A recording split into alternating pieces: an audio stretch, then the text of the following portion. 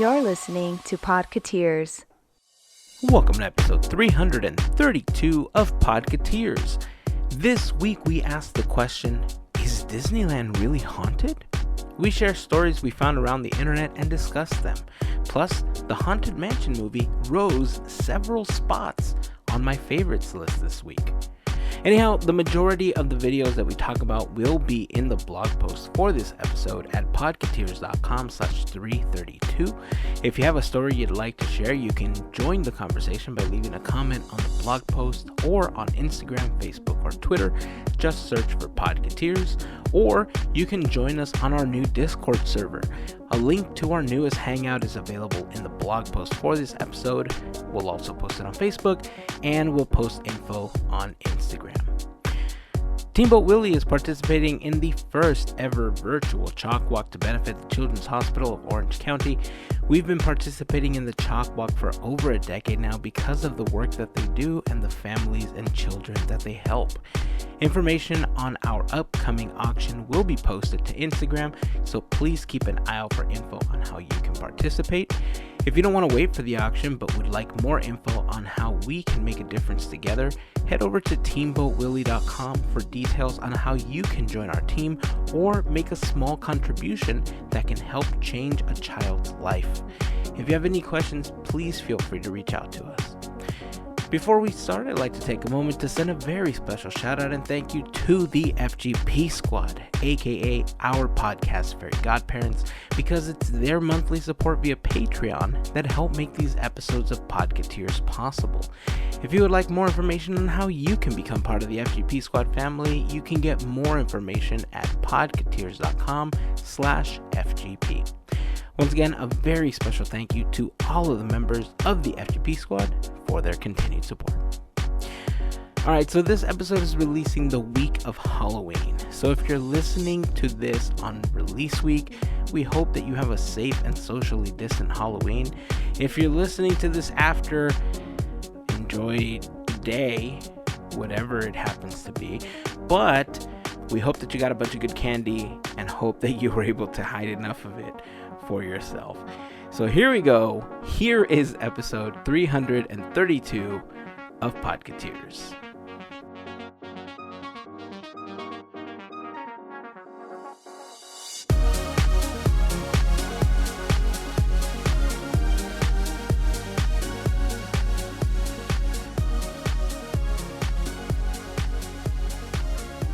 Quack, quack, quack, Quack. quack, Quack. quack, quack, Quack. Mel! You guys are on a roll. Hey, I'm gonna let you guys do this. I'm like, it's cool. It's a You team guys thing, got that Melissa. momentum. Go. But Melissa, you got to have at least 3 people to make a flying V. You That's can't what make I'm a V saying. with Oh, 2. see, I would not have known that. Yeah. Learn something new right now. Someone's behind on their Mighty Ducks movies. Seriously. Yeah, I need a refresher course. Hilarious. That's okay. How's it going? It's getting all Halloweeny up in here. Right? Mm-hmm. Right? I mean, the weather went from 60 to 0 in like an hour. Yeah. It was crazy, man. It hit a hard stop. And now I'm breaking out the sweaters. I'm breaking out the sweats. I'm breaking out a whole new wardrobe for quarantine. Goodbye, summer clothes. It's really interesting. Charlie and I have kind of been making fun of Southern California today because I think it got up to like 67 today here in Tustin. And all we've been able to smell coming through our windows is people burning their fireplaces. Like we smell fireplaces going. And it's so ridiculous to us, the idea of building a fire right now. It's insane. Here in our area, we've been smelling the same thing. It's not always a fireplace. It's usually a fire pit outside in somebody's backyard. Sure. And I will be honest, it is ideal s'more weather. Ooh, Oh, yes. That is And true. anything that leads to having gooey chocolate with marshmallows in between 2 graham crackers, oh my God, I'm salivating. That is delightful. I mean, I almost agree. instantly I started salivating. So Look, if you're going to fire up a pit in order to make s'mores, where do I sign up? Where do I go? Yeah.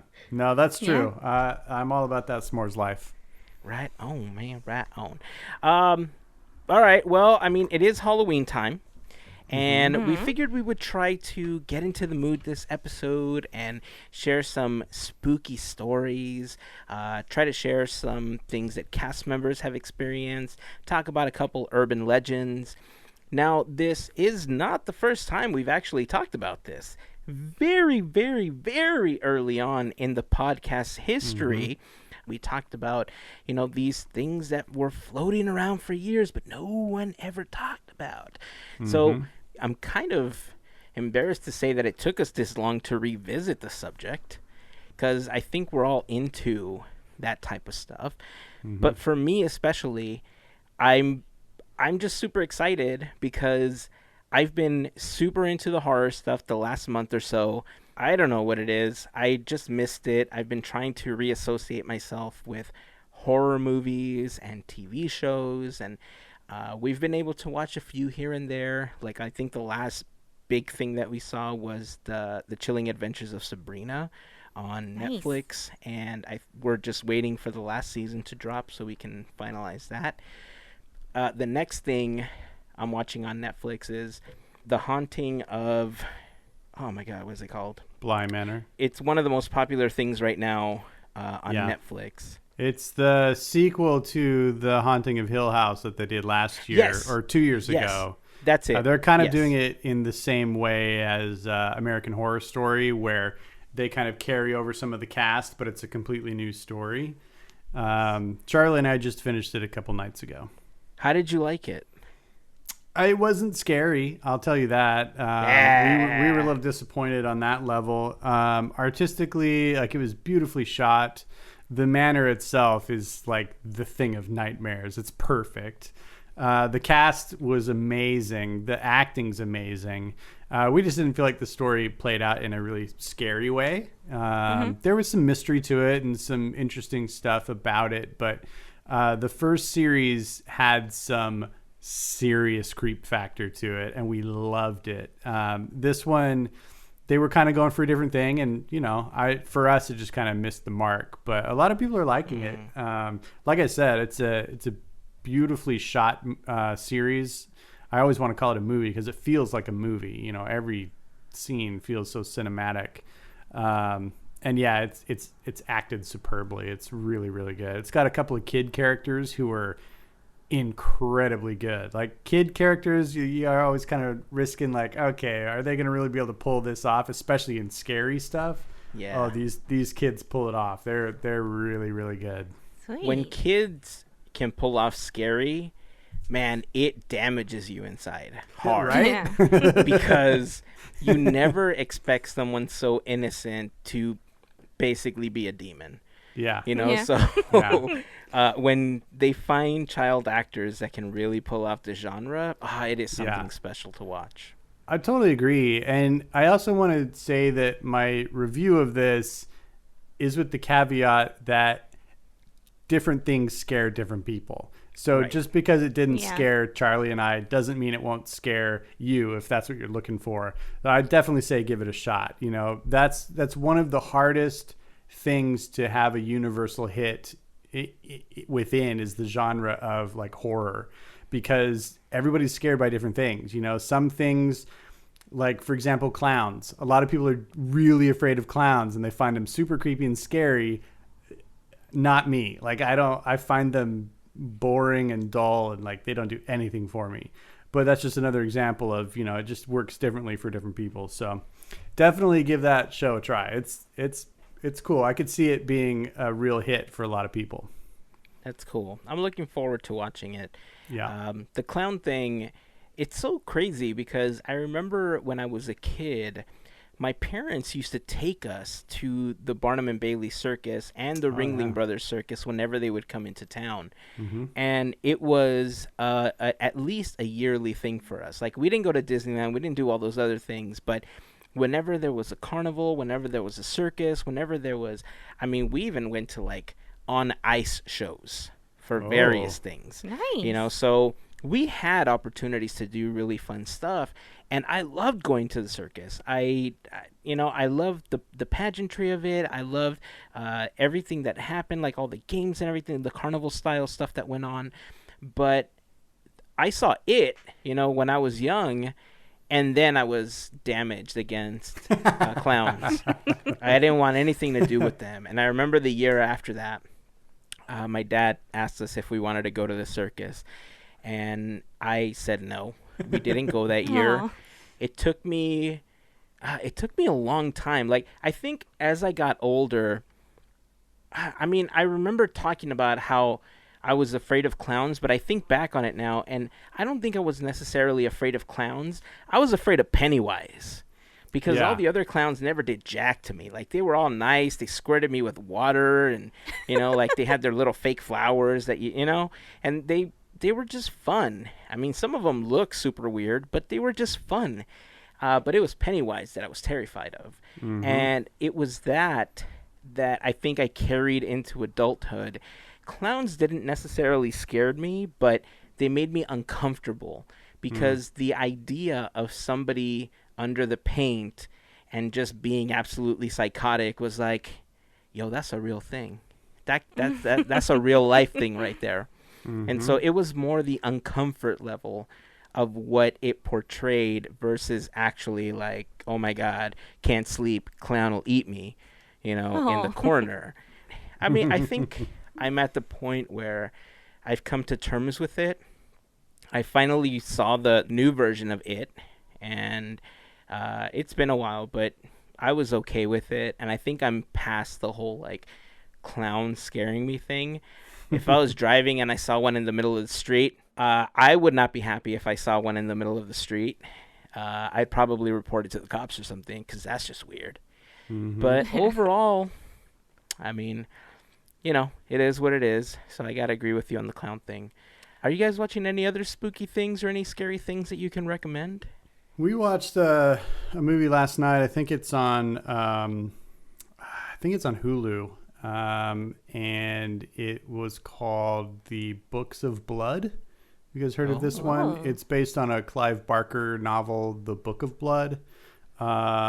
It was executive produced by Seth MacFarlane. We're huge MacFarlane fans in our house. It's a weird thing for him to executive produce, but he did. Clearly it was shot all in Los Angeles with, very few actors in any scene at any given time, because I feel like it was pretty much all filmed during this pandemic. I think it was. I will say, do not spend the time on that movie. It was not good. Not good at all. Yeah, like it was bad. Oh, that's sad to hear. I would compare the script to Twilight.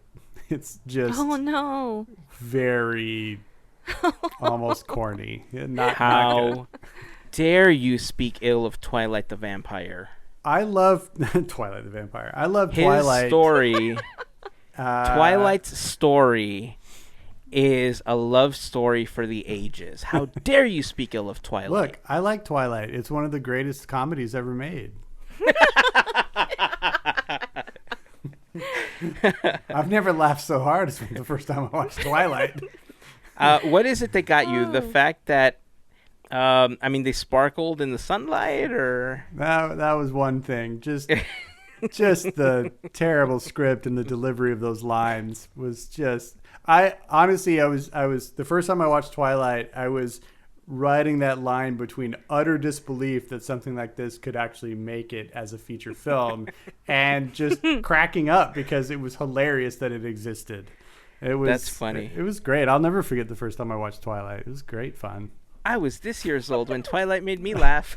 No offense to people who like Twilight. I'm not knocking it. I'm knocking it. Let's be real. I'm knocking it. But it's fine. You can love Twilight. I'm fine with people that love Twilight. So I had a lot of people in my life that liked Twilight. My wife loved the books. Yeah. Like, she read the books when she was younger, and she was just all about them. Like, she really enjoyed the story. I can say she tolerated the movie. She enjoyed it enough that, she was cool with it. She did complain that certain things were changed, but, that's what happens That's every time, movie right? from a yeah, book. Yeah. You never get exactly what's in the book. Yeah. But I'll never forget, I mean, because I saw them with her, I'll never forget the thing that made me laugh the most was a line by Ashley Greene in the movie where she's telling what's not Twilight, the other kid that she likes. What's his name? Jacob? Jacob, yeah. So she turned, like, they're all talking, they're all arguing, and she turns around and she's like, "Shut up, dog." And I don't know what it was. Wow. Oh my God. Yeah. That shut up line dog, or that shut up dog line was like, I think about it and it just makes me so happy for some reason. And it's life, man. It is life. Yeah. So if you have anything that you guys are watching, Hulu, Disney Plus, Netflix, whatever the case is, if you have anything that you'd like to suggest that we watch, please join the conversation over on Facebook, Instagram, or Twitter. We'd love your suggestions. We'd love to hear what you guys are watching. We've spent a lot of time watching just some of the classics. You know, we saw Hocus Pocus last night. We all got Nice. together and we made little personal pan pizzas. The boys were having a great time just making their own little Awesome. pizzas and stuff and watching them cool. bake in the oven. Then we watched Hocus Pocus. You know, we also watched The Haunted Mansion again. It was Okay. my youngest. It was his very first time watching The Haunted Mansion. My older son had already seen it once with me. But it was interesting for me to now watch it in, like, I almost got to see it in 3 different sets of eyes, right? And this time around, I'm going to admit, I liked it way more than I've liked it in the past. Mm-hmm. And it's still just as corny. It's still not the Mansion movie that I would have probably wanted, especially now that I'm a bigger Mansion fan. Mm-hmm. But at the time, like we've talked about this before, how at the time it was for a specific demographic, and just like the real Mansion, it really bordered on really scary moments and not so scary moments. It had all the humor and it had all the scariness that the real Mansion offers as well. I did figure out, though, that one of the things that always bothered me, and I couldn't pinpoint it until this time, was Jennifer Tilly's Leota. Mm-hmm. The snark that comes from Leota, in and of itself, I think is funny, but like I don't feel it's Leota, and it always bothered me, but I could never pinpoint it. It And- feels off-brand, right? Oh, It's- completely. Yeah, it's Yeah. not the right 100%. kind of delivery. I agree. And so that really turned me off to the character. But once I was able to get past that, I can enjoy the entire film in the context that it was made. In my head, I will never, ever get the line, "Hey, honey, look, they got dead people in the backyard." Like like that line for some reason sticks out like a sore thumb to me, and in a comical way, right? But like Right. I always think of that line when I think of that movie.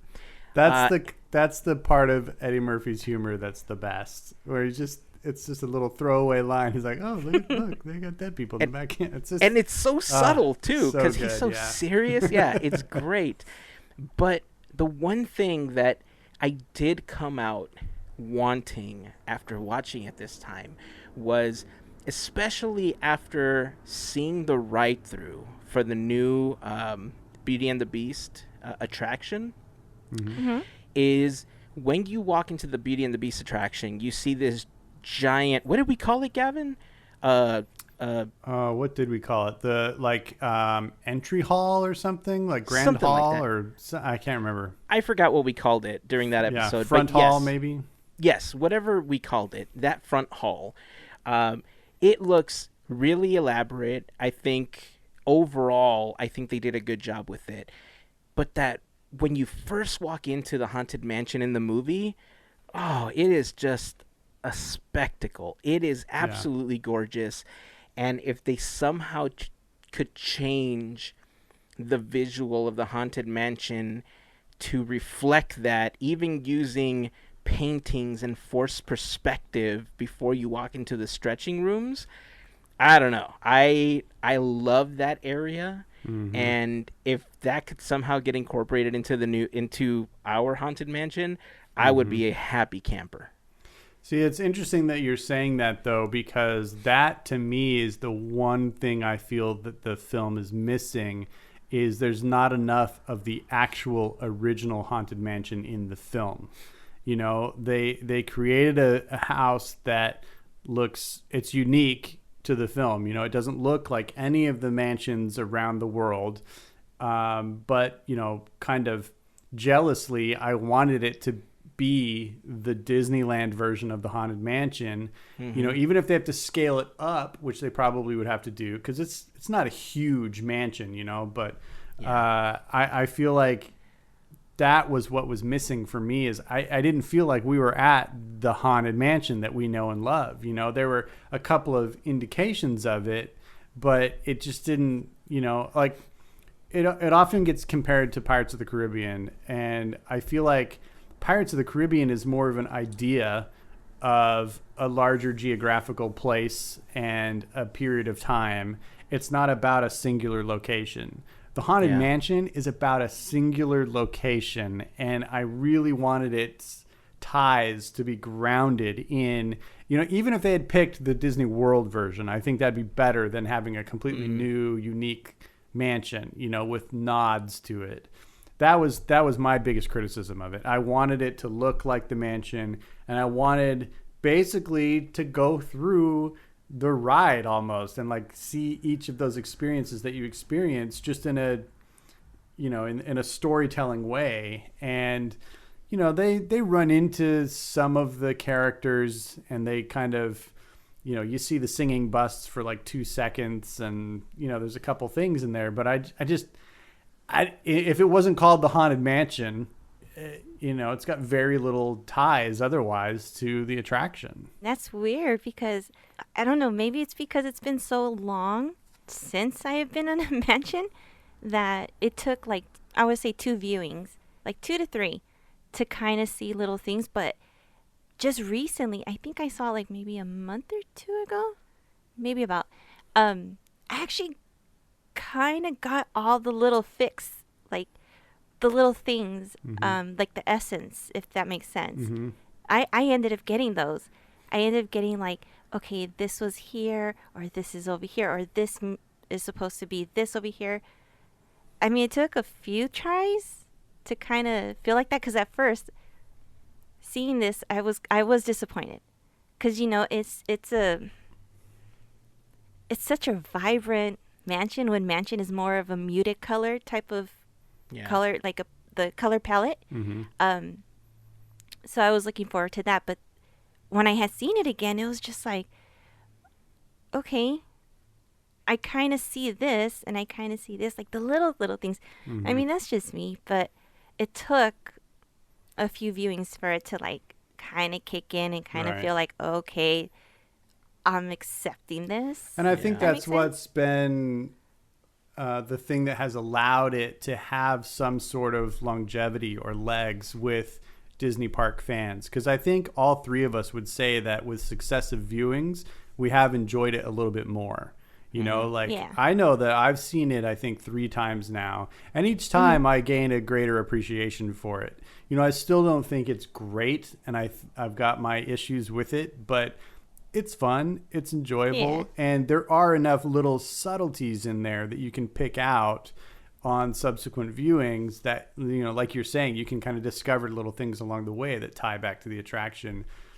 But I guess I felt like I wanted it to be a little more overt. I wanted it to be like, mansion, you know, right in your face, like, come enjoy, revel in it. This is the swinging wake you've wanted to see on the big screens, you know, like I just really wanted to just feel it, you know, because when it came out, you know, I was living in another part of the country, and I was not in a place where I could just travel out to Disneyland whenever I want. That time in my life wouldn't come for many, many years later. So I was in a big drought personally. It had probably been when did it come out? 2003? 2003, yeah. Yeah, so it had been 4 or 5 years since I'd been to the park. And when it was coming to theaters, I was just craving it so badly, and that I wanted to feel like I was experiencing the attraction, and that's all I was saying, is that I didn't get that feeling. But that's obviously not what they were trying to create. So, Did you ever watch the Tower of Terror movie? I can't get myself to do it. No. Okay. What did you think of the Tower of Terror movie, Melissa? It's kind of the same level of corniness, but I actually enjoyed it. So, And it didn't take multiple times to kind of, maybe because I'm not as big of a fan of Tower. Maybe. Okay, so I think you make a really great point there. So Tower of Terror came out in 97, right? It came out years before the Haunted Mansion movie came out. And I think that the Tower of Terror film, correct me if I'm wrong, but that was the first attraction-based film that we ever got, right? Yes, I believe so. Like the first major Probably. attraction? Yeah. I think 'Cause it may have been the every other first. attraction followed a movie. I think it's the first one that followed the attraction. Okay, so if that was the case, Yeah. because I did watch it, and I remember overall enjoying it, but again, I grew up not watching a lot of films in the theater, so I ended up watching a lot of the free stuff that would come out on public television on Saturdays and Sundays. And so to me, that type of movie was like, all right, cool. Like, that was a good way to, kill an hour and a half to 2 hours. And it wasn't great, but, I was distracted for that time. And Tower of Terror had some stuff in it that really did make you feel like the attraction itself. But I also think that Haunted Mansion was, in a way, more of a reflection of the attraction, but they were trying their best to level it with a script that even non-Disney, non-Haunted Mansion fans would enjoy watching. And that was a difficult line to straddle, because hardcore mansion fans wanted to see the mansion, just like you said, Gavin. Yeah. And I think after so many viewings, I'm okay with it. And maybe it's just the quarantine talking. Maybe like in a month or whatever, I'd be like, man, that's horrible. Like, how did I ever say that? Like, who knows, right? Maybe it's just the fact that I missed the mansion so much that, like you said, Mel, it gave me my fix, and I had all the happies come to me. Mm-hmm. But if they incorporated too much of the mansion, the film would have been criticized for leaning too much on the attraction and not having sufficient story. And I think the hardest part was coming up with a storyline that fits the attraction without it breaking what people already know about it, because the mansion doesn't officially have a story. I mean, there's some that are floating around, and there's some very popular unofficial ones, but the mansion itself doesn't, outside of knowing there's Master Gracie and the bride and a couple of photos in the attic, it doesn't have a solid story. And I think they were trying to maybe give it a story, and this is the way that they were able to straddle that line of, this is how we're going to please Disney fans, and this is how we're going to please the general audience. I'm sure that Guillermo del Toro's movie, as much as hardcore mansion fans would have been like, this is the greatest thing ever, other fans Yeah. would have been like, how dare they do this to the mansion? How dare they? Like, you can't Yeah. win. No, that's true. That's true. But I think, just going back to the comparison of the Haunted Mansion and Pirates, I think one lends itself to being, a newly scripted story with experiences harkening back to the attraction, and one doesn't, because the attraction of the Haunted Mansion is already so scripted. You're narrated through the entire ride. And so deviations from that become problematic from square one, and I think that's why Pirates became, a successful blockbuster film that turned into a blockbuster franchise, and Mansion didn't, you know? Yeah, that's a great point. I just That's think a it's great got point. some challenges inherent in it. You can't just take any attraction from the park and turn it into a movie, you know? So far they've only had one successful example of that, you know, and I have my doubts for the Jungle Book or the Jungle Cruise.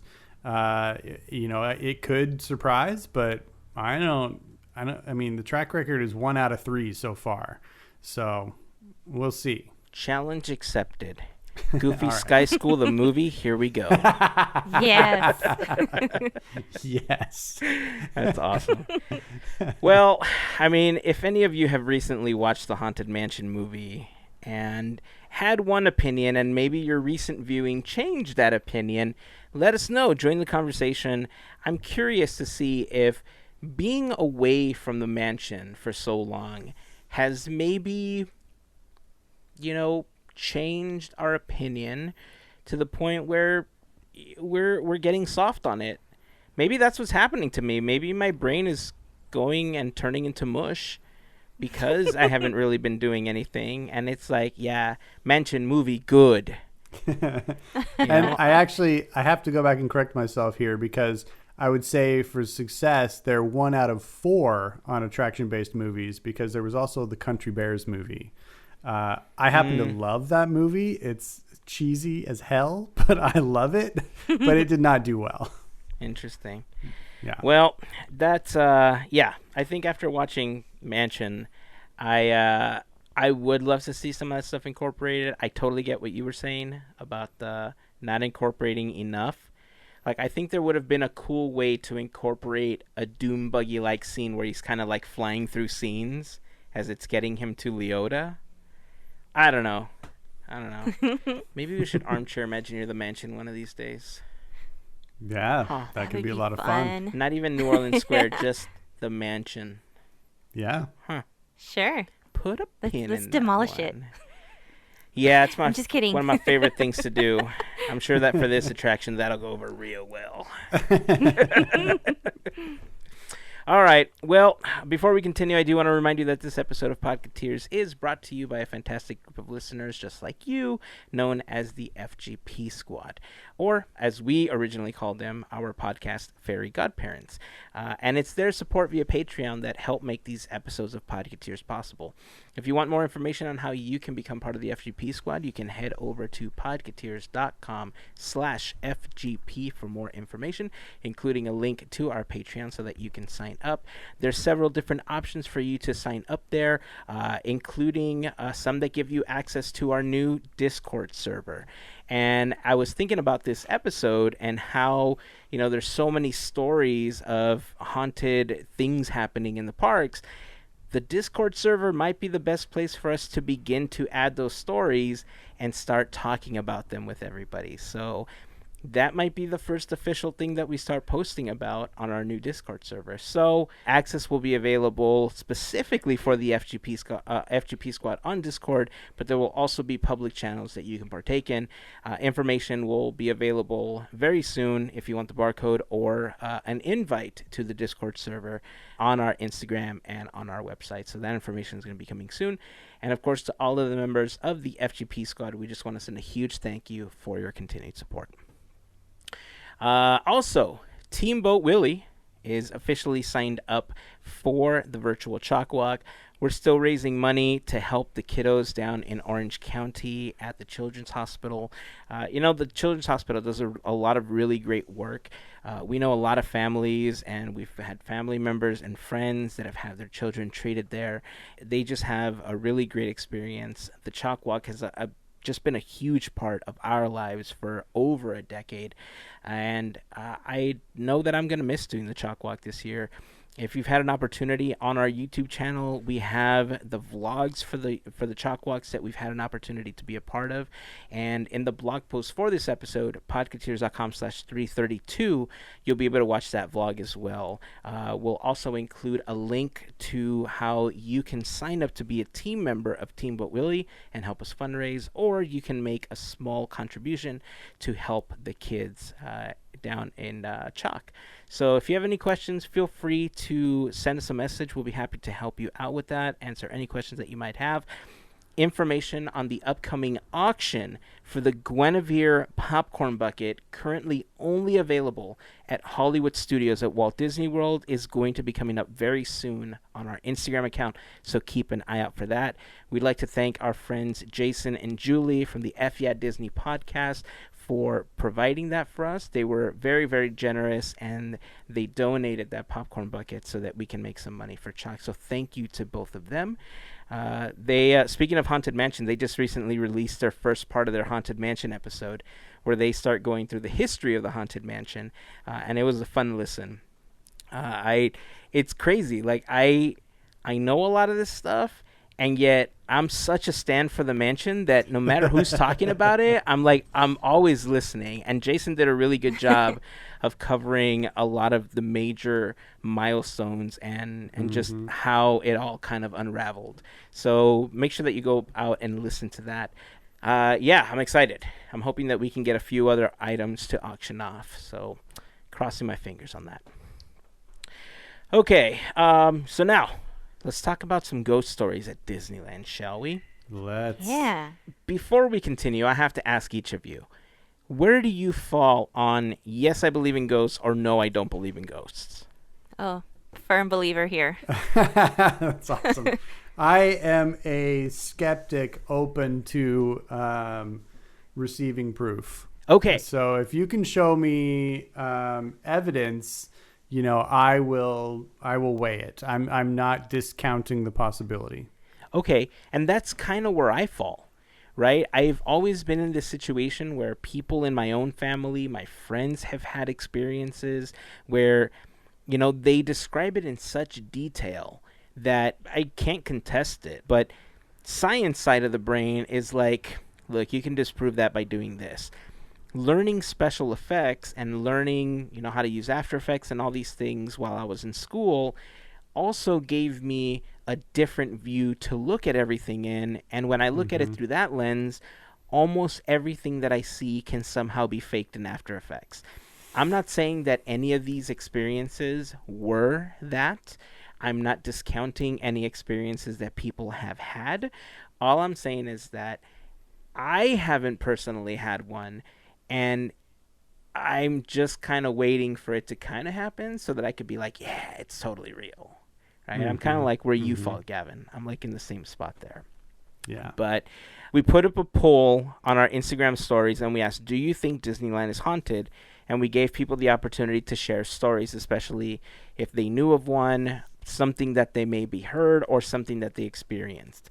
And I was pretty surprised to see that, I don't know if you guys saw the results, but do either one of you want to take a quick guess as to how many people agreed that, yes, Disneyland is haunted?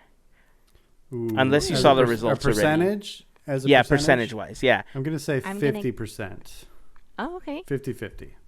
I was going to say 75.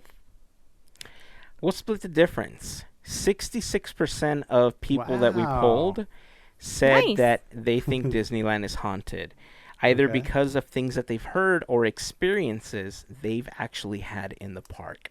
Interesting. I went through the messages that I got. So first of all, thank you to everybody that submitted stories. We got some on the Podketeers account. I got some on my personal account. We got some emails. I mean, I was just happy that people were sharing these stories. A lot of them were things that I had heard before. Some provided additional context, and Ooh. some weren't stories that they actually heard, but suggestions of videos and articles that I should read about former cast members' experiences. So I'll point those out as we go along, but I did take some notes, and I want to go through them here. So the first thing I want to talk about is a lot of the better known, Disneyland ghost stories. Some of these you may have heard of already. So we'll try to go through those first of all. A lot of these are based on videos that people have already seen on YouTube. Some of these have been around since 2005 or prior, but really 2009 and beyond is when a lot of these really picked up traction on YouTube. So the first one is a video of a ghost on Tower of Terror during a test sequence where there is a cast member with a clipboard, and as the attraction is going, a ghost appears behind them, and then it disappears and reappears to the left of them. Have either of you seen this video? No, this is awesome. I've got chills right now. So this video has actually been floating around for quite some time. I don't think I ever heard anyone prove that it was fake.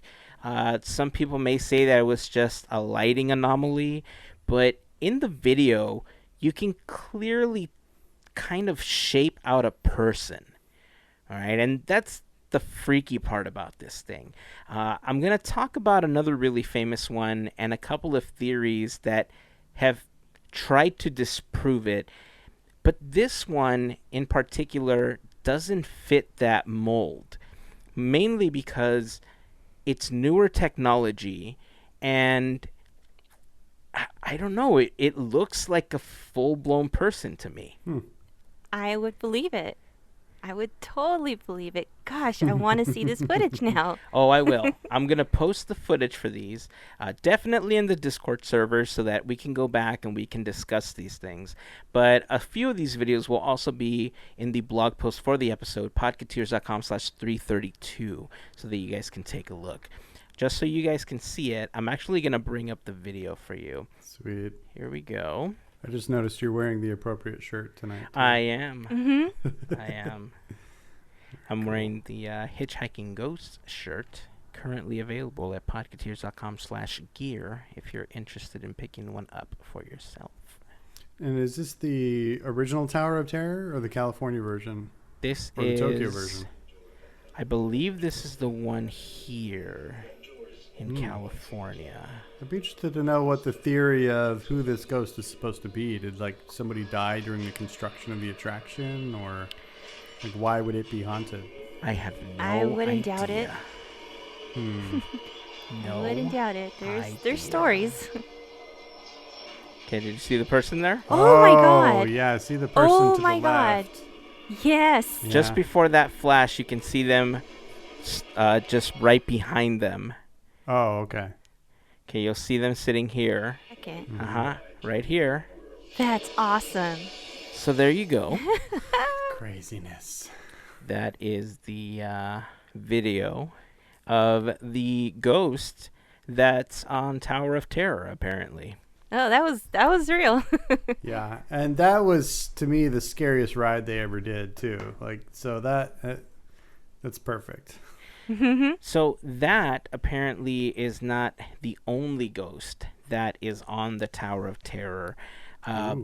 So the other one is, I feel like it's more of an optical illusion, because the person is actually taking video from the street level, and they're pointing their camera up, and that's when they see the ghost just hanging out in the area that's right where when the elevator would open and and you could see out of the attraction.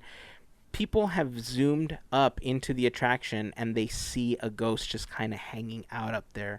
See, I'm such a firm believer that I would just be like, yeah, that would be it, and I would totally be a sucker for everything that happens. So So here is that video. Whoa.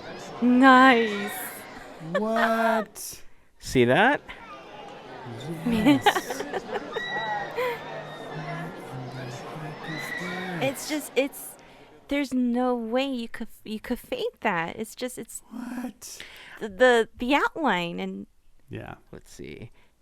Moving on from Tower of Terror, one of the other popular locations is on Sleeping Beauty Castle.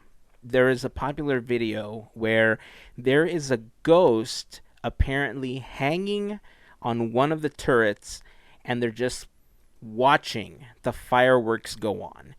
Is this something that either of you... They're hanging out, or they're Yeah, they're hanging? just standing. They're just standing. Oh. like next to the turrets, and they're just kind of enjoying the fireworks show. No, I have not. I haven't seen this. Okay, here. I want to bring this on here. The first thought in my head was, is it, I think, Splitwick, the one that hangs off the chandelier? Oh, no. You're okay. So this one, I'm going to show you the video, and then I'm going to give you my thoughts on it, okay? All right, here we go. Did you catch that? Yeah, it's real quick. That's the partner's statue. That's what it looks like to me. It looked like it. Let's fast forward or let's zoom in. Oh, no, it's behind it. It's way back there. So there they are, right there. Yeah, but then look, they just kind of fade away. Yeah. If you can pause it right when you see it the first time. Yep. So there it is, paused. You can see them holding on to the top of this little piece of the turret. They're doing the I'm a little teapot. Right? Looks like it. So this one right here, I look at it and I don't think, oh my God, that's a ghost. I look at it and I'm like, oh, that maintenance worker is getting a really great view of the fireworks right now. That could be, yeah. Because if you look at them, they're dressed in what look like the clothes of a maintenance worker at Disneyland. So to me, that's what that looks like. Yeah. Wouldn't they kind of be more obvious in the light? No, because they're set back behind. They're actually further back than the pink tower to the right. So they're not in the direct light of those, because those lights that are hitting the castle are coming from the water at the very base of the castle. They're shooting up. And so he's behind that. He would be in shadow. He'd just be illuminated by kind of ambient light is all. So I can see that being... That's what I'm thinking. So his light is coming over here from the left. If you look at where the shadows are and where the highlights are, he's getting lit from over here, right? And so when all these lights turn off, he seemingly disappears, which is what we see towards the end of the video here. Yep. Let me see. I'm going to fast forward to that. And he's here and then just kind of disappears when all the lights finish going out. Right? And then he just ducks out and goes to do his thing. Right? So it's definitely a different glow, if that makes sense. Yeah. Oh, yeah, it definitely is. So a lot of these, I think, have been disproven over the years, but these are some of the more popular ones. And again, if you want to watch any of these videos, make sure that you go to the blog post for this episode, podketeers.com/332. But, I mean, this one I think I saw and I almost instantly thought, it's just a maintenance worker. I'm just going to move past this one. The next one is still in Fantasyland. Apparently, in Snow White's Scary Adventures, it's not necessarily a ghost that you see, but apparently the fact that it is super creepy to walk through Snow White's Scary Adventures at night. If you have a walkthrough shift where you walk through the attraction and you make sure that everything is tip-top shape, everything is clean and all that good stuff, the lights apparently play tricks on people. They go on and off. And when you get to the scene with the witch, even with all the power out, the witch turns around and people have heard laughing in that area. I believe it. Are we talking about the mirror scene when she turns around? Okay. Yep. That's the worst one. Yep. I love that dark ride so much. Yeah. So apparently that's a thing that happens there. Sticking to Fantasyland, apparently, It's a Small World scares people. Period. Let's move on. Yes. I'm kidding. Apparently, It's a Small World, when all the lights and all the power is out, people can hear the dolls singing. They can hear children laughing. They can hear sounds of things moving around. And I don't know what to say to that one. There's other ones that are a little bit more extreme that I think some urban legends connect to the Wizard of Oz because people have seen things, and people will argue that, Disney never confirmed or denied that it was this or this. I think when companies don't always respond, it isn't necessarily because it's true. It's because they don't want to give something like that legs and give it more press than it needs to have. So thinking about it rationally, I mean, I've never been in these attractions at night before, so I can't vouch for it, but a lot of cast members will vouch that they have heard things, and they have heard the children, and they have seen things moving inside of It's a Small World when everything is turned off. I wish there was awesome. footage. Yeah, I mean, I would imagine that there are always going to be things that, settle or creak, when as night sets and the temperature changes, things that are made of wood and metal expand and contract. And so you get creaking and popping and things like that. That's a ride driven by, hydraulic power. So you've got water in there and, water going through, areas carries sound very differently. The surface of water reflects sound. That's why all of your ancient theaters would have a moat in front of them to reflect the sound up to the audience. So there's all these things at play in there that I feel like are prime for kind of amplifying any sort of creepy notion that you might already have in your head. So yeah, I would love to. We should see if we can spend a ghost hunting night inside Small World. That would be amazing. Oh my God. Bring some EVP recorders and see what we get. Oh Yeah. my God, yes. That would be I fun. need that in my life. That would be so fun. Yeah. As we continue going around to some of these more popular ones, if we swing back to the Matterhorn, this one is a lot more grim than some of the other ones because you can actually confirm this. This is actually true. This actually happened on park grounds. But a lady by the name of Dolly Young was thrown from her seat while she was on the Matterhorn, and unfortunately she did not make it. The area where that happened is known as Dolly's Dip, and cast members that have had to do a walkthrough for that attraction say that the lights by Dolly's Dip are always burned out. They can hear her, and they can hear footsteps in the area where all of that happened. Now, there's no footage of this, but I've seen countless videos on YouTube. I've seen cast members' accounts where they talk about it. It's on different websites. It's on Reddit. And it's seemingly written by people that have actually experienced this before. Have either of you heard about that one? Yes. Yeah, I've heard of that one. But I've never really had it pinpointed to me exactly which dip or spot it is. Is it the dip with the it has like there's a large chunk that's like it's really close to your head, like as you drop?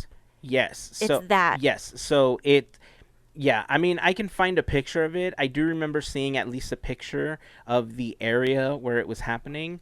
I'll find that and I'll put in the blog post. I'll show it to you guys later as well. But yes, the one you're describing, Melissa, that's the area where it happened. It's interesting because I've thought about that several times as I've ridden the attraction, and there are several spots where you could see that happening, and there's some cool parts of that attraction where you feel like you're diving into complete darkness, and if you're in a creepy mindset, it can be really creepy, especially if you ride that attraction at night. Mm-hmm. Yeah. Yep, I will agree with that. Completely agree with that. We're going to head over to Space Mountain. Space Mountain, this is another really famous one. Have either of you ever heard of Mr. One Way? No. Okay, so Mr. One Way made himself very popular because apparently what he does is if you are a single rider and you get into the front seat of the vehicle for Space Mountain, you will see a ghost board there with you, or you will see somebody board next to you. But when you get off of the attraction, there's nobody there. What? Yeah. I have ridden that attraction as a single rider so many times. And a lot of times, if you're the person on the right-hand side, when it's over, you just kind of get up and go out. Mm-hmm. I wonder if I've ever ridden with him, and I just never noticed. So apparently it happens when you sit as a single rider on the left-hand seat of the vehicle. because he boards onto the right side. So every account that I've seen, every account that I've read, and every picture that's seemingly making fun of it, because apparently he disappears by the photo area. All the photos that I saw is a bunch of people pointing to that seat like, where did he go? Okay. Interesting. Yeah. But That's cool. Apparently the people that have had an opportunity to ride with Mr. One Way describe him as a large, sometimes they say red-faced and sometimes they say red-haired man that gets on the vehicle and never gets off with you. No, I've No? never heard of this at all. So Mr. One Way is actually one of the ghosts that apparently haunts the attraction because, or who knows, maybe it's the same person. I don't know. But there also has been an apparition caught while people were on the attraction itself. So I want you to look closely here, and it's going to take about 10 seconds. So this one confused me a little bit because I can't tell if it was just something that was part of Ghost Galaxy, because this footage was actually shot while the Ghost Galaxy overlay was happening, but right there. Did you see it? Oh, yeah. Oh, Mhm. okay. And so this one is slightly disconnected from everything else in a way that it looks like it's right next to the it vehicle. looks like an erect figure, yeah. Right. Okay, and here it comes. Right So I around might do a this turn here. screenshot right there. Whoa. Whoa. That was cool. Yeah. So that is another apparition that's found inside of Space Mountain. So this one, as the vehicle is rounding one of the first big turns, as it's gone up, on the right-hand side, there seems to be the shape, a figure of a person just standing on the track. And, I mean, this one looks more like an actual person than I think the other one does. But because of the fact that it was during Ghost Galaxy, me personally, I look at this and I'm thinking maybe it's just a glint of one of the projections on the lens of the camera that's filming this. Right. Right? So it's a little difficult for me to really see this as a full apparition. But apparently people have seen it more than once. That's not the only time that they've seen that apparition, and they haven't only seen it during Ghost Galaxy. But I couldn't find any proof of people seeing that at any other time during in the park. Yeah. Some of the other popular ones that happen in the park, back when it was still Tom Sawyer Island, before it was Pirate Oh. Slayer, two boys were hiding on Tom Sawyer Island so that they could just kind of hang out at Disneyland after. Older brother, younger brother, and it got late, and they were trying to get across the rivers of America. The older brother put the younger brother on his shoulders because the younger one was having some trouble trying to get across. The older brother, unfortunately, did not make it. It was too much for him to handle. The stories that some people have told is that he got too tired to continue. So there's no verification that two boys actually hid on the island and one of them died as they tried to escape. There actually is evidence of that happening in June of 1973. Wow. Okay. Yeah. Apparently the boy's name was Bogdan de la Rotte. He was an 18-year-old from Brooklyn, and he was there with his 10-year-old brother. And apparently when they tried to make it across, he didn't make it. The boy was found the next morning by cast members. Wow. Unless he really didn't know how to swim. That's the only thing I could think of. Yeah, I'd be Kinda interested stinks. to know how deep it is. It can't be It's- that deep. I've stood in there when it was empty. It's at least 6, maybe 7 feet deep. Really? You've stood in there? Yeah. Okay. So it is enough to at least cover a person if they were standing up then once it's full. Yeah. Yeah. Okay. It kind of made me nervous because I don't know how to swim. Yeah. That's crazy. Yeah, it's crazy. I mean, some of these you hear, and I mean, they don't seem like they have any validity to them, right? But when you can trace it back to something that actually happened in the park, you know, those are the ones that, you know, surprise you sometimes, and you think like, wow, this might actually be a thing that's happening. Mm-hmm. Yeah. Okay, so moving on, let's go over to the Haunted Mansion. Ooh, And- it's about Yeah. time. So before, and believe it or not, that's actually not the most haunted part of the park. I'm not Well, surprised. We'll Really? get to that in a bit. Before we talk about the Haunted Mansion, I want to talk a little bit about the urban legend of people spreading ashes in the park.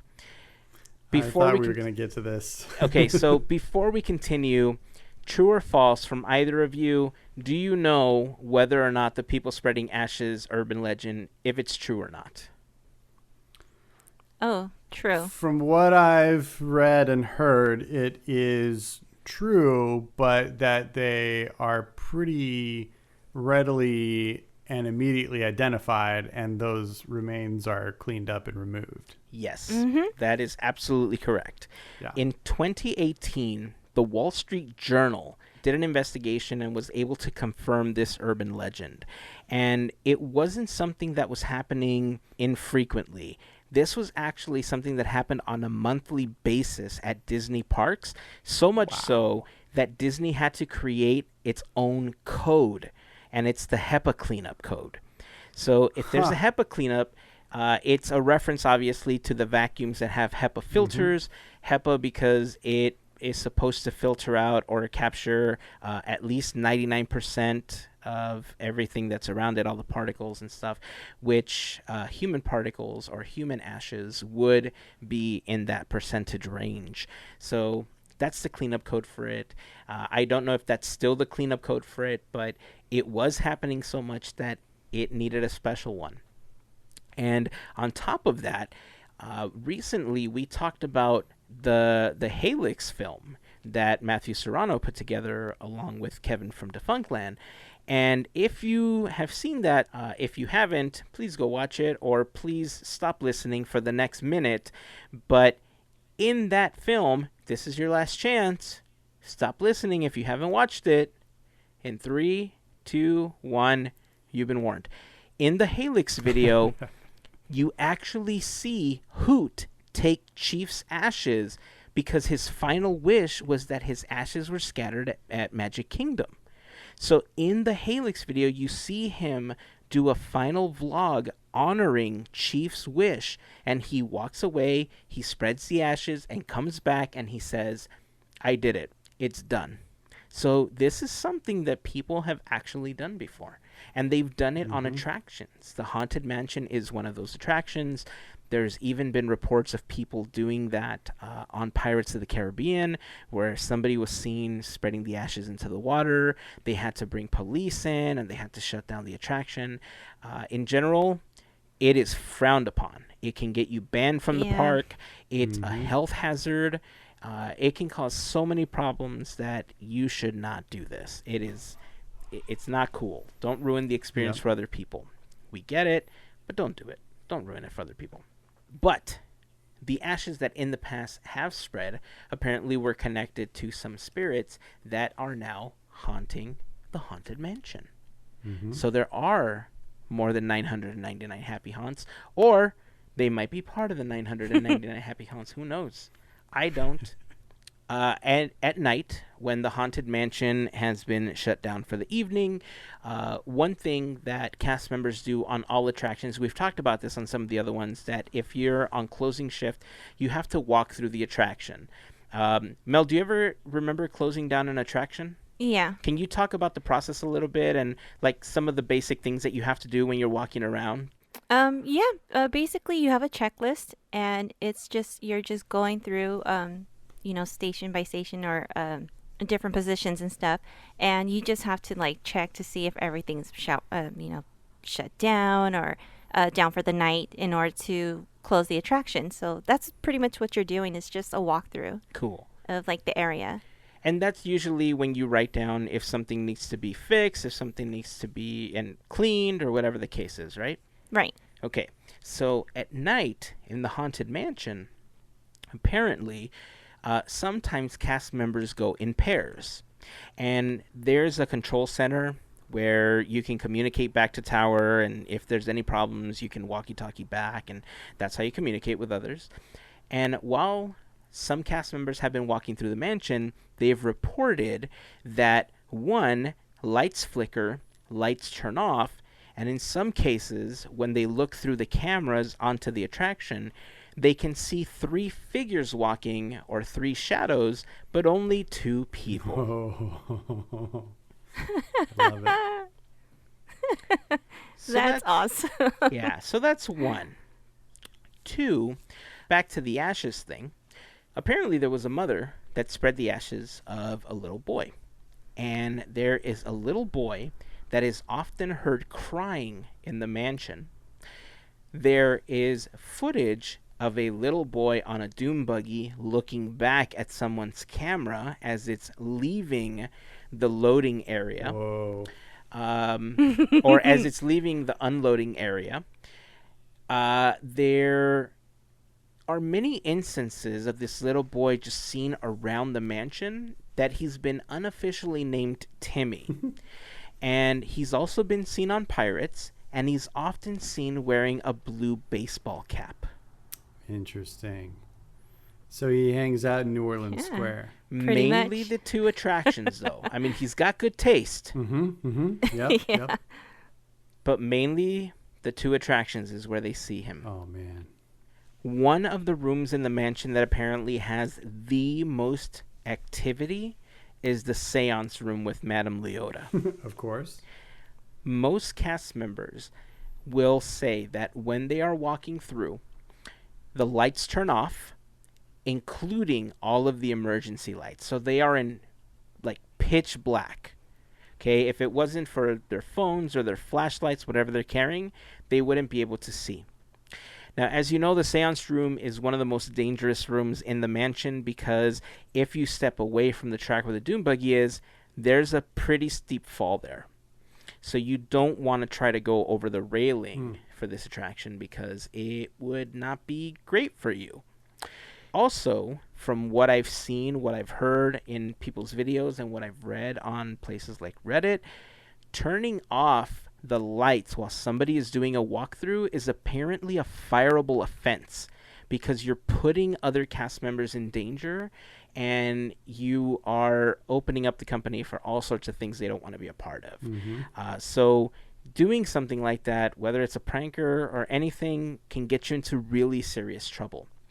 Now, there was one story that I heard that I'm trying to remember where I heard this because I saw a lot of videos on this, y'all. Like, it was awesome. I've just been kind of immersed in listening to people talk about these experiences on YouTube. There's so many. I went through Reddit. I went through different websites that had articles on the different ghosts that people have seen in all of the parks, including Walt Disney World. And I mean, there's so much. Like, I didn't read everything out there. I consumed so much, and I just couldn't stop. I was angry when I had to go to bed. But anyhow, so one of the stories was that they were walking through the attraction. The lights turned off. The emergency lights turned off. So they radio back in. And at the tower, they said, well, we don't know what to do because the switch shows that all your lights are turned on. So we don't know what to do. And according to the cast members that were in the mansion, everything was completely turned off. Weird. How could that be? Ghosts. Dun, dun, dun. Timmy. Or something else. Who knows? Who knows? So that's some of the stuff that happens inside of the Haunted Mansion.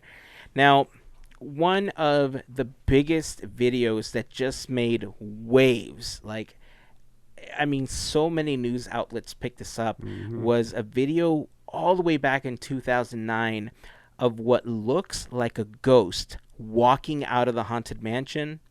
It's a closed circuit TV, like it's 4 security cameras, and you can like see this figure with this like streak of light walking out of the mansion gates, walking apparently on the water, you know, near the rivers or on the rivers of America. Have you seen this video at all? I think so. I think I have seen this one. Mel, have I you may seen this not video? have. Okay, I'm going to quickly bring up the video. Again, podketeers.com/332 if you want to watch these videos. But as you're watching the security footage, you can see what looks like a person starting to walk down the pathway that leads out of the gates of the Haunted Mansion. Right? Yeah. And there they go. And now they're walking apparently on the water in New Orleans Square. See that? Having a great time. Right. Now, this one was particularly interesting to me because I remember watching this footage a really long time ago and just thinking like, oh my God, the Haunted Mansion is haunted. And, I think we covered it at one point as well. I've seen it many times since then, and I've also seen videos that debunk this, and they actually talk about the technology that this footage is based on. And so they talk about how they used to record stuff on VHS tapes, like old security like recorders, and instead of doing 4 different cameras, they actually had recordings that recorded 4 quadrants all at the same time. And the way that some of these old security cameras and security recorders functioned was it would take the VHS tape or the tape that it was recording to, and it would lay a new track on the old one to save tape, especially if there was something that you weren't saving. So the same way that you would get generational loss, you also get what's called print through. And so print through would allow something to exist on top of previous footage, but it may not get rid of that footage entirely. So if there was footage of the camera pointing to a specific location every single day that was getting overlaid, but on one particular day it happened to have a cast member walking through that, and then the next day they overlaid new video footage that was supposed to have nobody in it, there might be artifacts left from the previous video that showed a cast member walking through. Yep. So it's basically a Got it. transparency issue that apparently helped debunk this one. That was the best explanation I could find as far as why this one particularly exists like that. But this one, after 2009, it kind of went dormant for a little bit, and I remember there was this video of these hauntings in the mansion. Oh man, I wish I remember what it was called, but I remember covering it really early on in the podcast. It may have been in the Urban Legends episode that I talked about it, but it was like this little short film that people made on the Haunted Mansion while riding the attraction. And shortly after that, I remember like in 2015 or something, the ghost video of the Haunted Mansion, like that security footage, resurfaced and made waves because apparently people were claiming that it was the ghost of Walt Disney. I remember that. that too. Spoiler alert, it's not. Sorry. It's just analog technology glitch. It's an anomaly that happens by using this old VHS footage, so I'm sorry if you were hoping that it was Walt. But there are other places in the park that are apparently a lot more haunted.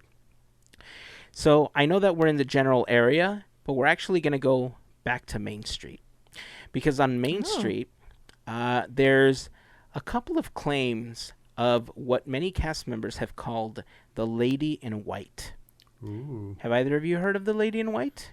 Not Disneyland's No. Lady in White, but that's a very common haunting kind of thing. That is very true. The only difference between this Lady in White and the more common ones, because in Mexican lore, the Lady in White is usually La Llorona. In this case, this Lady in White finds lost children and takes them to the Lost and Found so that they can be reunited with their parents. Wow. Interesting. Another story that I heard about Main Street, it was a video. I'm going to try to find it so I can properly give credit for this one. But the person that recorded the video had a cast member report that on Main Street, several cast members, while walking at night, when the park is empty, when they're trying to get out to leave for the evening, that if you're lost, you will hear a whisper just say, go left or go right, or basically give you directions. It's also said other things that are not so pleasant, but apparently you hear the whispering of a man on Main Street, USA. Interesting. Yeah. It doesn't seem like it's been malicious at any point. Oh, I know where I heard that one. I actually heard that story on a video by Alex the Historian. Alex has a really great YouTube channel, by the way. If you're not following him, you should go and follow his channel. I met Alex at the Haunted Mansion event that we did. Mel, Alex was the guy that was sitting to the left of me at our table. Yeah. Yeah, so... No, I totally remember. Super cool dude. He's the one that I heard that story from. So his video, he put out a series of 3 videos, and listener Tyler actually forwarded those to me. He did a really great job just telling his experiences. He had a lot of stories to tell. Oh, you know what? I'm going to share some of his stories for one of the most haunted locations, because I had a couple of other ones, but I think he had some of the best stories when it came to describing some of the things that happened at this particular location. So I'll get to that one in a second. But since we're on Main Street, we can't talk about Walt, and we can't talk about Main Street without talking about Walt's apartment. Walt's apartment apparently is super haunted. Tyler, as a matter of fact, was one of our listeners who sent us a message about one of his experiences there. And he said that 2018, they toured Walt's apartment right before Christmas. And that when they went into the apartment, that it definitely had an energy to it. And he said that he doesn't know if it was just guest relation CMs, but apparently the space itself felt lived in. It felt currently lived in. And it felt like that energy of families recently being there still resonated. That it didn't feel like it's been empty at all. Wow. Isn't that crazy? That's that's cool. Super creepy. One of the biggest things about Walt's apartment is a story that I heard about a cleaning person that was there super late. And I mean, you guys know the story about why the lamp is always turned on at Disneyland, right? In Walt's apartment? I've heard it, but it's been a while. I don't really remember how it goes. Essentially, the light is always on to symbolize that Walt's spirit is in the park. You know, to show that Walt is there. They never turn it off. It's, meant to symbolize Walt's presence. That's really the essence of this story. And so, as this story goes, there was a maintenance worker that had gone up, and she was cleaning the apartment. And she didn't know about this, but she was cleaning up, and she saw that the light was turned on. So she walked over, and she did what we're all normally taught to do when we're children, and that's turn off the light if you're leaving the room. Right? Pretty simple. Right. So she leaves, she turns off the light, starts walking away from the apartment or from the firehouse, and she looks up and she notices that the light is turned on again. So she, does a double take, and she thinks, well, I thought I turned that off. So she walks back to the apartment, she turns it off again, starts making her merry way away from the apartment, looks up, the light is on again. So now she's like, wait a second, I know for a fact I just did this. I'm not this tired, right? Walks back to the apartment, unplugs the lamp, okay? Walks back to the door, and the light starts turning on and off on its own. What? Now keep in mind, she just unplugged it. Yeah. Right. Okay? Now she's freaking out. So she leaves, and now the light is turned on again.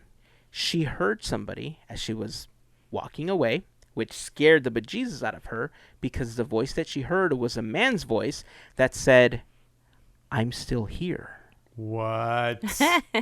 What? More importantly, she had heard so many videos in the past that she knew that that distinct voice was Walt Disney's. Oh my gosh. So obviously scared, she booked it, and from that moment forward, that light has never been turned off. When was that? Years ago. Many moons. I don't know. I don't have a date for that. But apparently that's how the story goes, and that's why the lamp is turned on. I mean, I don't know if that's really the reason why the light is turned on, but man, that's a good story as to why. It is. Yeah. That's a good one. That's So interesting. that's one of my favorite ones. All right, so now we're finally going to travel to what apparently is the most haunted location at Disneyland. Does either one of you want to guess what that is? Is it in the park or is it outside the park? It's in the park. Okay, because I was kind of thinking it might be the Disneyland Hotel. Oh, the Disneyland Hotel does have tons of Yeah, activity. And I don't have a lot of stories about the hotel, but that's a whole other conversation we can have another day. Inside the park. Gosh. Winnie the Pooh. Yeah, I I'm just kidding. I don't know. I've got no idea. Mel, what about you? You want to take a guess? You know what? I'm just going to throw a name out there. I'm going to say Tiki Room. Ooh. Both great guesses, but neither is correct. Okay. Apparently, the most haunted location at Disneyland is the Golden Horseshoe Review. Oh. Or the Golden Horseshoe. Okay. Okay. So the Golden Horseshoe has several ghosts that apparently walk the grounds. Mm-hmm. There was several stories available throughout the internet about the Golden Horseshoe and accounts from cast members that, you know, talked about their experiences. But since we were just talking about Alex, I'm going to talk about some of the experiences that he had, because he had some pretty great ones at the Golden Horseshoe. Alex was is a former cast member, so these were some of the things that he shared. In general, one thing that cast members seemingly always experience while at the Golden Horseshoe is once everything is closed, once they're getting ready to wrap up for the evening, that they've seen. You guys know how behind the counter there's a bunch of mirrors? Mm-hmm.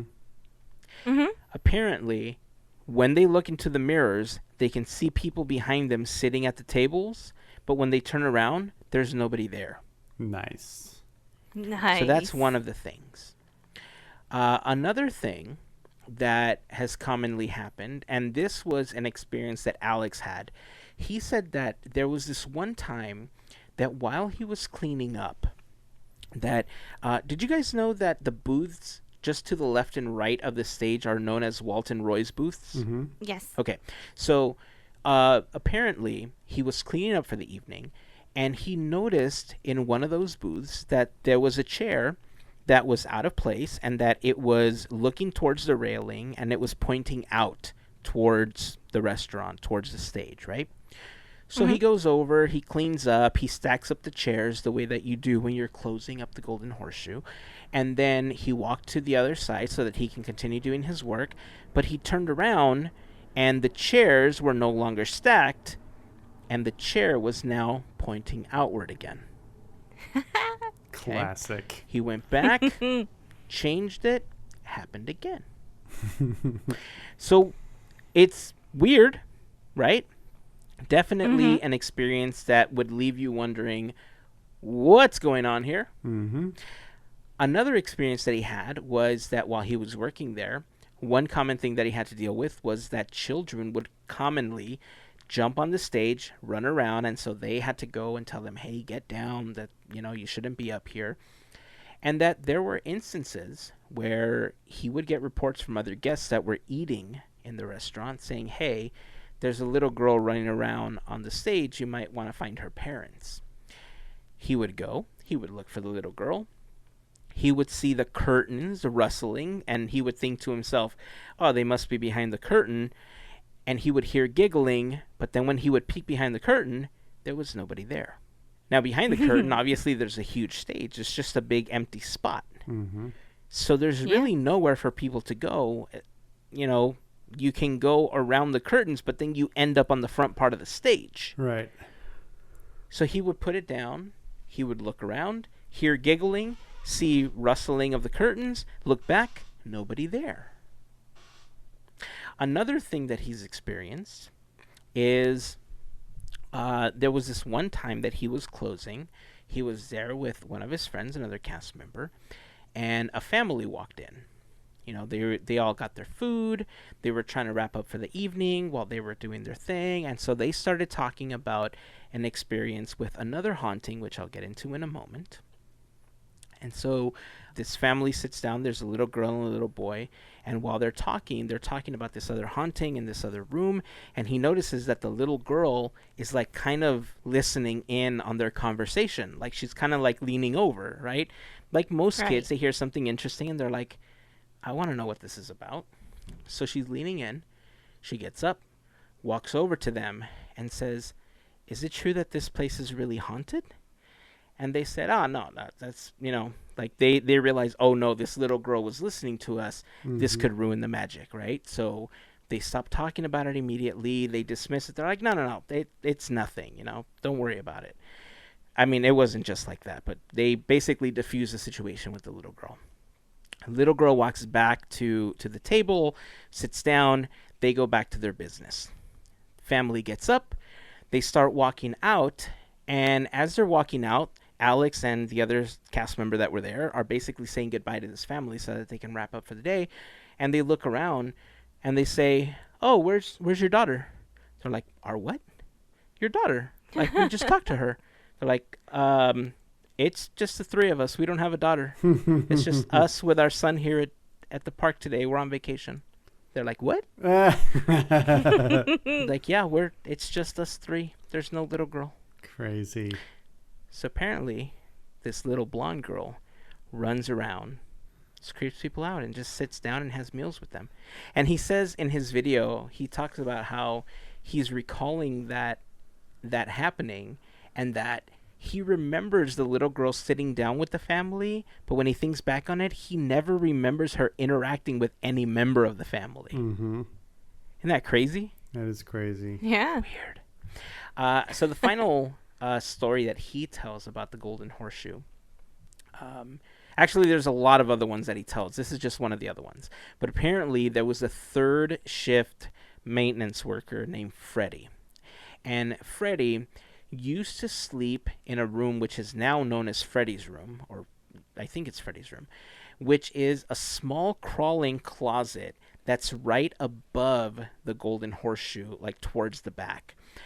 So when you're on the second floor of the Golden Horseshoe, because it has a second floor in case you guys didn't know, but if you're on the second floor of the Golden Horseshoe, as you're rounding the right side of the restaurant, on the right side of the stage, there's a door. And that door leads to where all the audio machinery is that controls the audio for Frontierland. But if you continue through there, you see a second door. Doesn't have a lock, but it does have a handle so you can open and close it. And it's basically a little storage area. In that storage area, which is super, super small, is where Freddie used to go sleep during his breaks because he was a night worker, right? At one point, it was reported that Freddie passed away in his sleep. Apparently, after that happened, he walks around and does things inside of the Golden Horseshoe. And seemingly, Alex said that most of the experiences that he had happened when he was trying to hurry up and not do a great job. You know, like he was just trying to get out of there. And so whenever he was really great at what he was doing, that the activity seemingly dropped. Mm-hmm. There's a lot more details to that story. So if you want to hear it, I strongly recommend that you watch all of Alex's videos. He did a 3-part series. His stories were pretty interesting, including a story of when he was young and he was waiting. I guess his dad used to work at the Disneyland Hotel. And so cast members knew him. And he was there 1-2 o'clock in the morning waiting for his dad. And a couple of experiences he had at that time at the Disneyland Hotel were pretty interesting. So nice. I'll leave links to all of those videos in the blog post for the episode. So make sure to check those out. Subscribe to his channel. He's got some great history stuff as well. So yeah, that's the Golden Horseshoe. And just a couple other mentions here. We got a message from Isabel on Instagram that says that the closing crew maintenance entrance, apparently, there's been instances where You hear the music, you hear all the noises that make the park, right? But that there's been instances where that just cuts off and you hear spooky sounds instead. Things that would scare you, because they're just not common for Disneyland. Also, one that I wasn't able to fully confirm, but that she gave me a tip on, was that there's stories of ghosts inside of Great Moments with Mr. Lincoln. Interesting. And that there's a lot of cast members that when they're working in that area, they hear voices and different eerie sounds. She says that whenever she was in that area, she frequently got the chills because whenever she was part of closing shift for that attraction, that it was too spooky to be alone because of just all the activity that would happen there. So I thought that was pretty interesting. We got another comment, and this one was really interesting to me. It's actually, we're jumping over to DCA for this one. But we got a message from Chrissy. And Chrissy said that at D23 last year, actually, I'm just going to read her message. It says, D23 last year, my brother and I went to the parks after our day at the expo. We went into the locker room outside of DCA to put all of our stuff in a locker. He was stuffing our things into the locker, and then he said, Chrissy? And somehow I immediately knew he was going to tell me what he was going to tell me, and I just kept saying, no, no, no, no, no, no, no, no. And we hurried and walked out of the locker room and headed back into DCA. We walked back in, and he asked if I saw the girl dressed in the old-style clothing. I said, out of the corner of my eye, I saw other people in there, but not sure if one was a girl. He said there was a girl in there with us, but then all of a sudden she wasn't, and there was no one else. Somehow I just knew he had seen something. Even if I didn't directly, I could feel it. We were freaked out. We had just seen a ghost girl. He has seen other ghosts at Disneyland before too. So I don't doubt that he saw her at all. That's Wow. super Freaky, right? Yeah. So I even asked her, like, have you gone back? Like, because that's interesting. Like, that's a pretty specific location. I said, have you gone back? And she said, well, I told my niece the story, and whenever we go to Downtown Disney, she wants to go see it and check if we'll see the ghost. Nice. So it's Nice. something frequent. It doesn't look like they've seen it again, but she did follow up with, apparently she says that her cousin thought he saw a man on Guardians, but he's not sure. They were in the loading area, and he saw a man that was away from where the other people are, and when he looked away, he was just gone. Interesting. He says he's hesitant to call it a ghost because of how the lighting is inside of there, but it's very possible. Definitely. I wonder if that's the same guy that we had seen when it was Tower. Yeah, you'd think it'd be the same Interesting. haunts. Yeah. there, yeah. Exactly.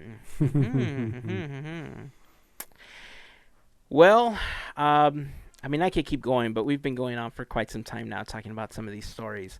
I mean, if you want to see a lot of the videos that we talked about, head over to podketeers.com/332. We're opening up the Discord server, and I want to start a discussion. I might actually create its own channel so we could talk about just like spooky Disney. And we can share some of these stories along with photos, along with videos, and we can continue discussing them there. I mean, overall, the way that I feel about this whole thing, I talked about it earlier. I feel like I want it to happen to me so that I can fully believe. I'm very optimistic, and I don't dismiss it. I think when you grow up in a family, or your family in general believes in a lot of this stuff, and some of the things that you're taught and the way that religion is taught to some people, you're led to believe that all these things are possible, right? But then you start learning about how to debunk things and science and all that stuff, and then your brain breaks and you can't reconcile sometimes. And some people will just immediately dismiss it and say, nah, they're not real, you guys are crazy. And there's others that kind of fall in between, like I do, and Gavin. And There's others that just immediately, like Melissa, will say, yep, I totally, fully believe. But I think Melissa falls into that category because you've actually experienced stuff, right? Yeah, and not just once either. Well, I was at Interventions. I've had 2 experiences. I've heard of this. I've heard of Debbie, and Debbie is a cast member that was unfortunately crushed when she had opened America Sings. And I think it was in I don't remember what year it is. I know it's in the 70s. What I've experienced was, let me paint this picture. So there's a metal box in front of me, and inside this box, there's papers. So nothing really to make any noise behind this box, and this metal box is like, pretty sturdy. So it has to be locked at all times because there's important papers that we cannot touch. So we'll say that. And right before I was coming in and logging in from a break, there's a huge, like I said, it's locked, and there's a heavy duty, you name it, it's the most heaviest, dutiest lock. Yes, I just made a word.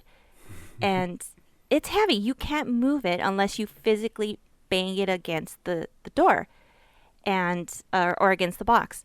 So it's about a minute before I have to clock in, and all of a sudden in front of my face, this lock it's knocking against the door.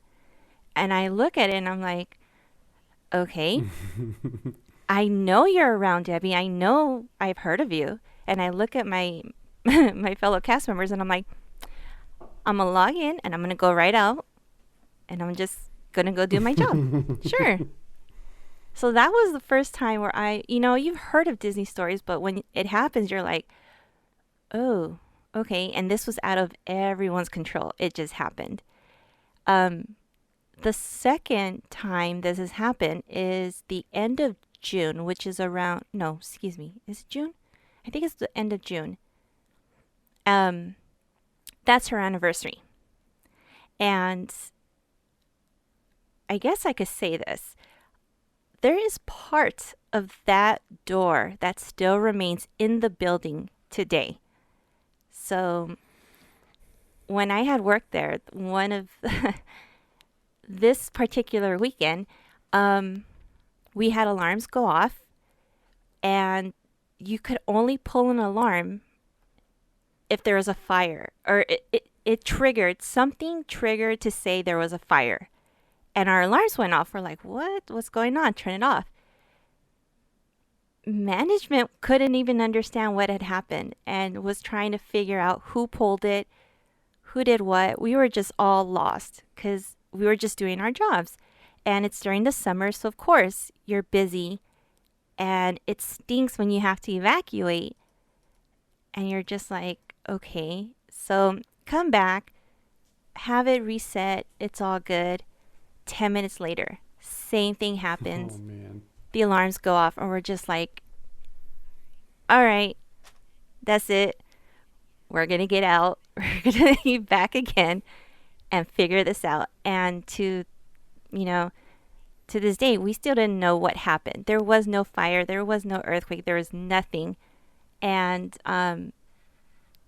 when I was told afterwards that she tends to do things around that time to get noticed. So kind of like there's the story of having to say goodnight at Pirates. Mm-hmm. It's kind of like that over there at the time when it was Interventions. And you kind of wanted to be like, all right, we get you. We see you, can we have a good day, please? Because it kind of stinks to interrupt your day and all that stuff. But yeah, having experienced that made me see like Disney in a whole new level where I kind of want to see more. Because it's so different, but it's when you hear other people say the stories, I should say, that's when you know something has happened multiple times because you can't make it up. I'm not crazy. Yeah. So, yeah, that's it.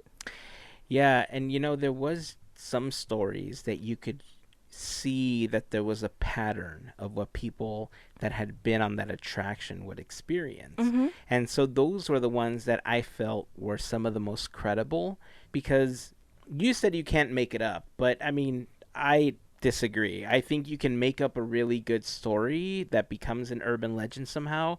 You repeat it to enough people. I mean, look how things go viral, right? If the That's story true. is interesting enough, it can definitely go viral, especially this day and age. But I mean, there's certain stories that you go through Reddit or you go through some of these older, I mean, there's some Disney websites that have been around for almost 20 years archiving stories in forums and stuff like that that people have posted.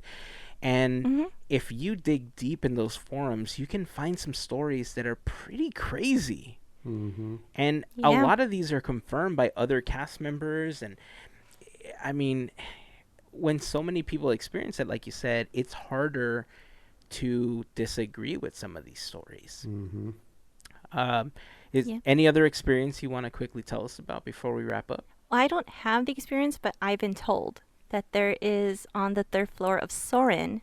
I haven't heard any stories, but I was told you cannot go into a specific closet because unfortunately there was a cast member that's died in there. What? And I've been always curious about it. Yeah. It's the projection room. You cannot go in there. And I was like trying my best when I was there for a short time because I was curious. But yeah, that's something I've heard, and I just wish there was a little bit more. That's crazy. Yeah, I mean, there's a lot of those stories, you know, and it's unfortunate that things like that happen inside of the parks. But I mean, some of those that you're able to actually validate, like when we were talking about the boys that were at the Rivers of America, or like Dolly's story on the Matterhorn, you know, those, when there's actual evidence behind them, those are the ones that I think really make you do a double take and make you think like, well, I mean, something actually happened. Like, how could this not be a real haunting? Right? So I get it. Anyway, I think that's going to wrap it up for this episode. We've been going a little bit long, but thanks for hanging in there with all of us. If you have any other stories that you'd like to share with us, you know, join the conversation. Join us on Facebook, Instagram, or Twitter. Again, the Discord server is launching, and we're going to be sharing some of these videos, photos, and stories over on Discord. So make sure to join us there and join the conversation. We don't have very many people there, obviously, because we're just starting up the server. So we're going to start our community, and I love it. I know it's going to be a place where we can all just hang out. A lot of the FGP Squad has helped us test a lot of the features for Discord. As I became familiar with it, and as Mel, our friend Jill, all became familiar with it. And it's going to be a fun time. We're going to do some streaming on Discord and stuff like that later on. And I'm pretty excited for what's to come for the Discord server. So if you have any questions, hit us up. Send us a message on Instagram or Facebook. We'll be happy to help you out. And any closing words before we wrap up today's episode? Good luck going to bed, you two. I know I'm thoroughly creeped out. I'll be okay. Okay, good. Yeah. I've been watching these all week. I think I'll be okay. Trick or treat, trick or treat, trick or treat for Halloween. So we'll just leave you with that. Okay. So until next time, keep dreaming, keep moving forward, and always remember to pass on the magic. Have a fantastic week, everyone. Happy Halloween. Made you look.